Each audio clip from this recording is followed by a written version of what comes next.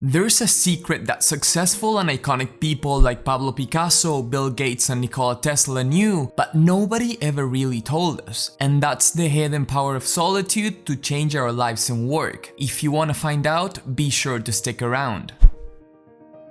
We hate being alone, and that's pretty much a human trait. At work, we've changed the cubicle office layout for open co-working spaces because in the former, we thought we were too separate from each other. And in our personal lives, we organize or say yes to pretty much any event just for the sake of avoiding being alone with ourselves. Human beings are social creatures and our brains crave relationships and socializing. But this is not a bug of our psychology, it's a feature.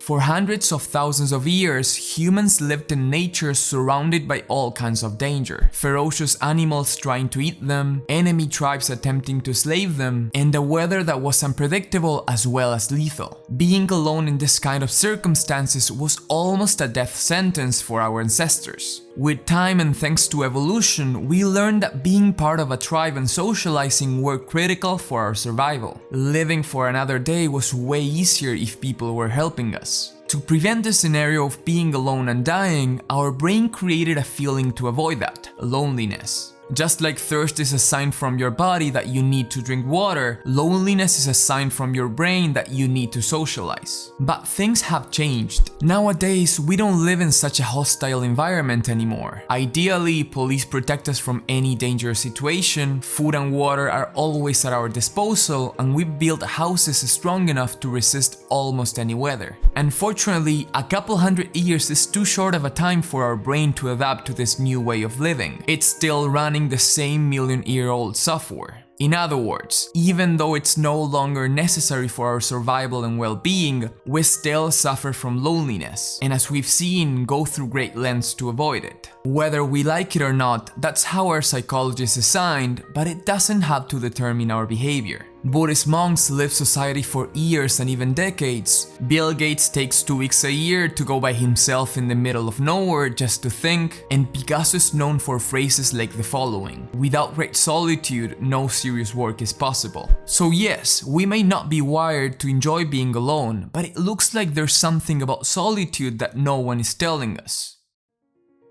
It's important to recognize the difference between solitude and loneliness. Loneliness is a subjective experience characterized by a sense of isolation. Since it's a personal feeling, it can appear either when we're alone or when we are surrounded by people. On the other hand, solitude is a state of being alone without feeling lonely. It's an empowering and positive state that takes place when our own company suffices us and our minds are fully engaged with an activity or thought. In solitude, distractions are scarce since there's no one grabbing our attention, and the mind is free from the constant influence of society and culture. In this mental space, we become extremely productive, our creativity soars, and the quality of our lives improves. But this discovery is not new. Humans have been leveraging the power of solitude for years. As we've seen, Bill Gates used to spend 2 weeks per year in solitude just to come up with business ideas for Microsoft, and we all know how that went. He's one of the richest people in the world, and his company is widely successful. Carl Jung, one of the most influential psychologists of all time, bought a house in a small village in Zurich and spent weeks there just thinking and contemplating deep questions about psychology and philosophy. Pablo Picasso, the most prolific professional painter that ever existed, was a lover of solitude and spent countless hours by himself working on his craft. Mozart, a prolific and influential composer of the 18th century, said, "When I am, as it were, completely myself, entirely alone and of good cheer, say traveling in a carriage or walking after a good meal or during the night when I cannot sleep, it is on such occasions that my ideas flow best and most abundantly." Franz Kafka, a well-known writer, said, "You need not to leave your room. Remain sitting at your table and listen. You need not to even listen, simply wait. Just learn to become quiet and still and solitary. The world will freely offer itself to you to be unmasked. It has no choice, it will roll in ecstasy at your feet."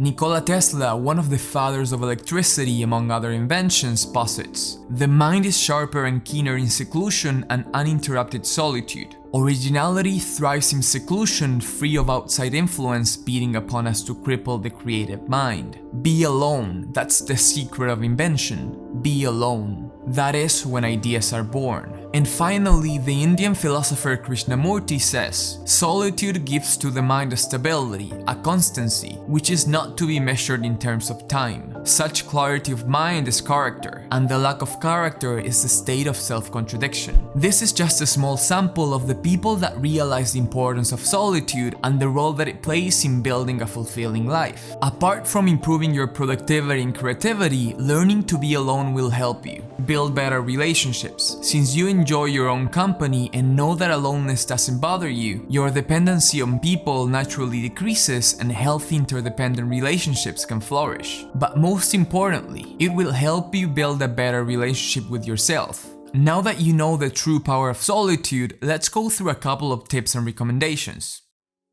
Give yourself time. Given that we are addicted to social interaction, it will take time for you to enjoy solitude and become accustomed to it. You might feel bored and perhaps lonely, but don't worry, it's completely natural. Embrace it and find some activity to focus on. Whether it's working, reading, walking, meditating, or exercising, it's a good idea to find a task your mind can entertain itself with. This will help organize your thoughts and make being alone more enjoyable. Use solitude as a productivity tool. Set aside a specific amount of time during your working hours to focus intensively. Personally, 2 to 3 hours of focused work early in the morning works like a charm. Avoid distractions. During your solitude time, avoid using your phone and distractions. Let your mind be clear and use that time to be with yourself.